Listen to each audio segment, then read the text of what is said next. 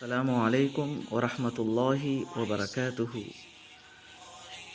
ரமலான் மாதத்தில் தினம் ஒரு துவாவை மனனம் செய்து அதன் மூலமாக அல்லாஹ்விடம் மன்னிப்பு தேடக்கூடிய அடியானாக நாம் இருக்க வேண்டும்.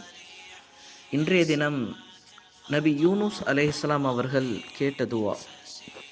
நபிகள் நாயகம் ஸல்லல்லாஹு அலைஹி வஸல்லம் அவர்கள் கூறினார்கள், துன்னூன் மீனுடையவர் நபி யூனுஸ் அலைஹிஸ்ஸலாம் அவர்கள் மீனுடைய வயிற்றில் இருந்த நேரத்தில் அல்லாஹ்விடம் அவர் செய்த பிரார்த்தனையான லா இலாஹா இல்லா அன்த சுப்ஹானக இன்னி குந்து மினல் ஸாலிமீன்,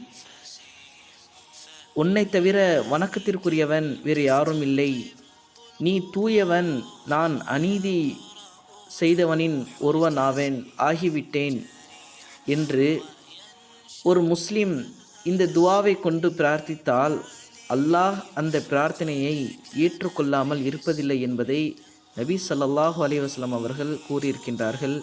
திருமிதியில் 3505வது ஹதீஸாக பதிவு செய்யப்பட்டுள்ளது. இந்த துவா மிக முக்கியமான துவாவாக, மன்னிப்பு தேடக்கூடிய ஒரு முக்கியமான துவாவாக இருக்கின்றது. கஷ்டமான நேரத்திலும் இக்கட்டான சூழ்நிலையிலும் நாம் இந்த துவாவை கொண்டு அல்லாஹ்விடம் பிரார்த்தனை செய்தால் நிச்சயமாக அல்லாஹ் நம்முடைய துவாவை ஏற்றுக்கொள்ளக்கூடியவனாக இருக்கின்றான்.